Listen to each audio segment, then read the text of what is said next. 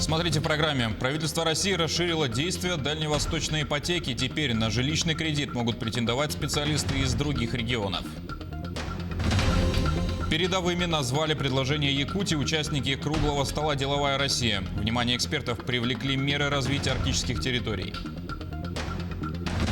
Более 1000 мест в детских садах Якутии создадут в следующем году, а уже в эти дни воспитанники детского сада «Теремок» в Ленске переступили порог нового здания.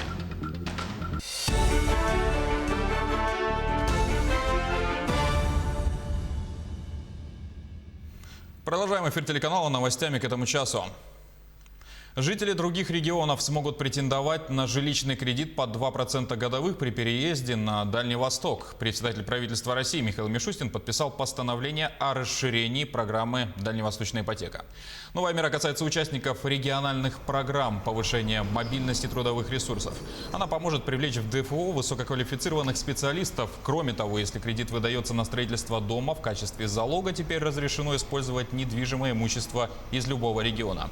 Постановление увеличивает максимальный срок погашения с 240 до 242 месяцев.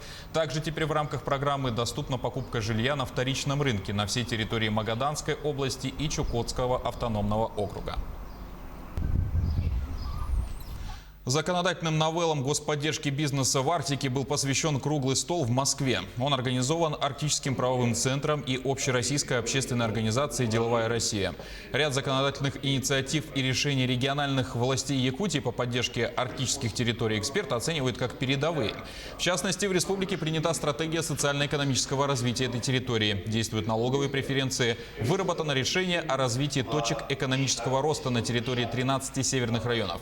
Что касается привлечения инвесторов в проекты освоения Арктики, то якутская сторона настаивает на обязательной регистрации субъектов бизнеса на территории муниципалитетов региона.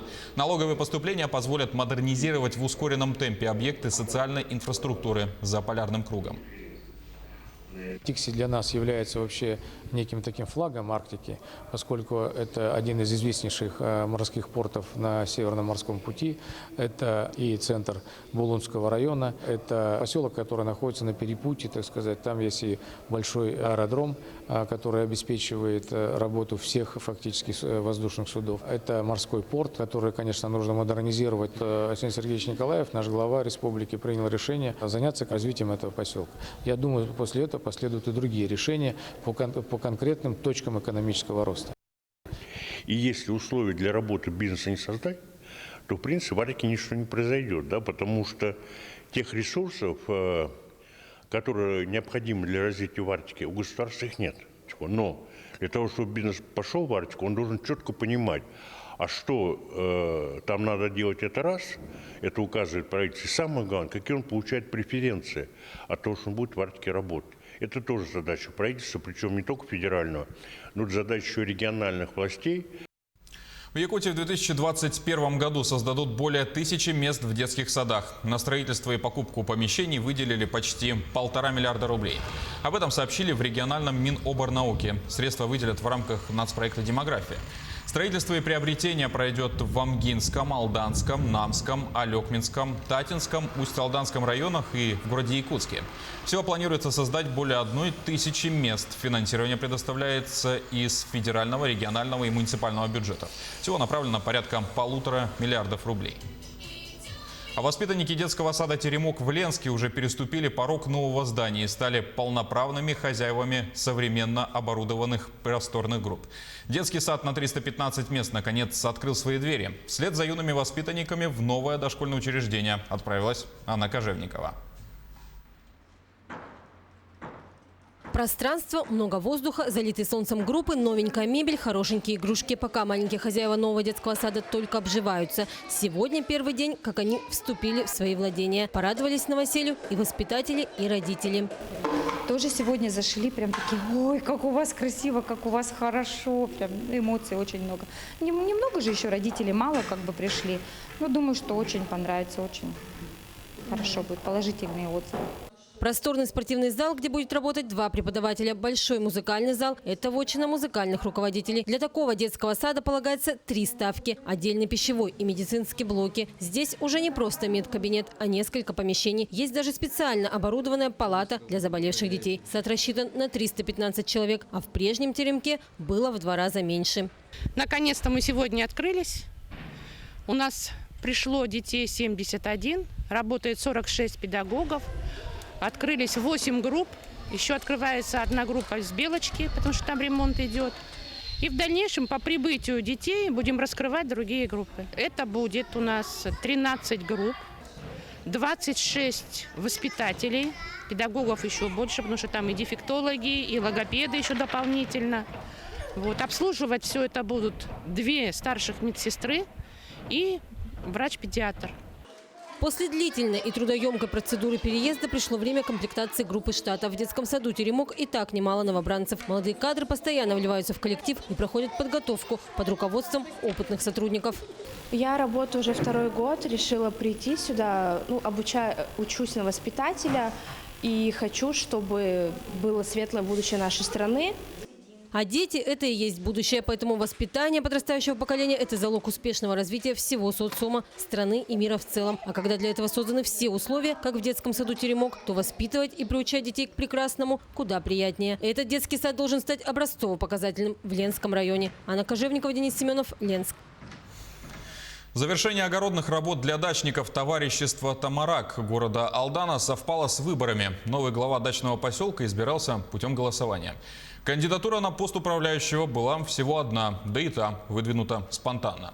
Какие задачи не решил экс-председатель, что возложено на нового главу и есть ли обязанности у самих дачников? В страсти «Тамарака» окунулась Татьяна Вахнина.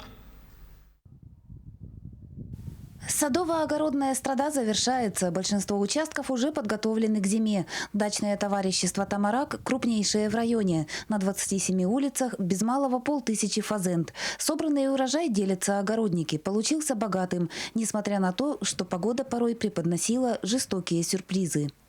Дачный сезон у нас открыт был нормально. Он и проходил нормально, если бы не град. Град много наделал пакостей, прибил ягоду, всю клубнику. Дачный сезон, я считаю, прошел нормально, с переменным успехом. Такая есть поговорка: на Бога надейся, сам не плашай. Будешь трудиться, будет урожай и все на свете. Уходящий сезон для дачников Тамарака оказался ознаменован еще одним сюрпризом, вовсе не земледельческого плана. На традиционном собрании огородникам предстояло избрать нового председателя. Прежний управляющий Эдуард Калижников возглавлял поселок в течение 13 лет. Большинство проблем мы решали полностью с помощью управления, конечно, и дачников. Полностью отсыпали Геологическую улицу с правой стороны, центральную улицу отсыпали, как всегда сделали ямочный ремонт. Уход прежнего председателя стал для дачников неожиданным. К слову, занять пост главы дачного поселка желающих не нашлось. Кандидатура председателя, дачника и по совместительству предпринимателя Анатолия Потирухи была обозначена прямо на собрании. Проблемы это как дороги, они везде проблемные. Тут надо искать выход и также с должниками решать вопросы. Вновь избранному главе Тамарака предстоит сформировать актив, круг ответственных лиц и помощников. Прежний президиум также ушел в отставку. Локальные проблемы имеют место всюду, будь то отдельно взятый дом, улица или населенный пункт. Ремонт небольшого участка дороги, замена части водопровода, работа у председателя есть всегда. У нас была большая проблема, воды не было, но Эдуард Петрович эту проблему решил. Поэтому электричество ЮЭС теперь уже подключило нам без отключения, нормально все. Каждый дачник не только хозяин участка, но и член товарищества, что предполагает круг обязанностей, в числе которых оплата взносов. Эти деньги направляются на решение общих задач. Однако сегодня долг дачников перед правлением огромен. Минувший сезон в части активности оплаты исключением, к сожалению, не стал. Раньше было более-менее, мы там 20-25%, 30% максимум не выполняли. То сейчас мы даже не выполнили. То есть нам дачники не заплатили даже половину. Товарищество предполагает единые для всех обязанности и совместное решение ряда проблем. Поселок может развиваться только при выполнении обязательств как членами правления, так и всеми дачниками. Татьяна Вахнина, Алдан. Подходит к завершению и сезон сбора дикорастущих ягод. Для жителей Южной Якутии этот год стал особенно плодородным. Неренгринцы не припомнят, когда еще был такой богатый лесной урожай. Сезон сбора начался 10 июля, и до сих пор ягодные кусты не опустели. Каким способом удобнее всего собирать ягоду, знает Ирина Кичигина. Особой популярностью у населения пользуются голубика и брусника. Из них круглый год варят морсы, стряпают пироги, делают варенье и просто едят с сахаром. И это понятно, ведь эти ягоды обладают многими полезными и целительными свойствами. Опытные сборщики знают, как лучше собирать ягоду, чтобы сохранить кусты для следующего сезона. Ягоду мы собираем вручную, руками. Чтобы не повредить листья, можно в день набрать 30-40 литров ягоды.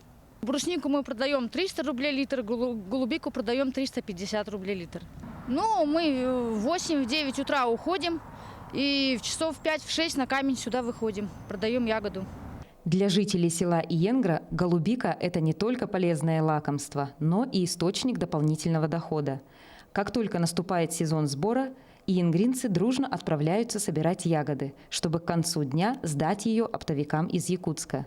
В этом году голубики было настолько много, что многие ягодники получили прибыль, превышающую их годовой доход.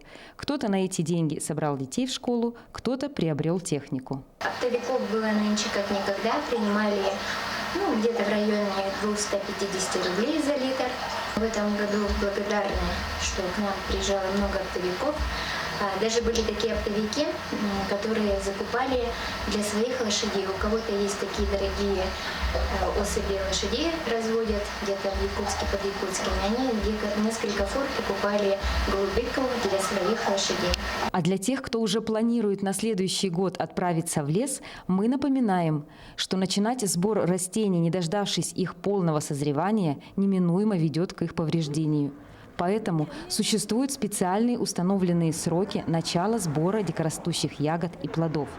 Соблюдайте все необходимые меры, и тогда лес с благодарностью откликнется богатым урожаем. Ирина Кичигина, Захар Головин, Неренгри. И на этом пока все. До встречи в эфире.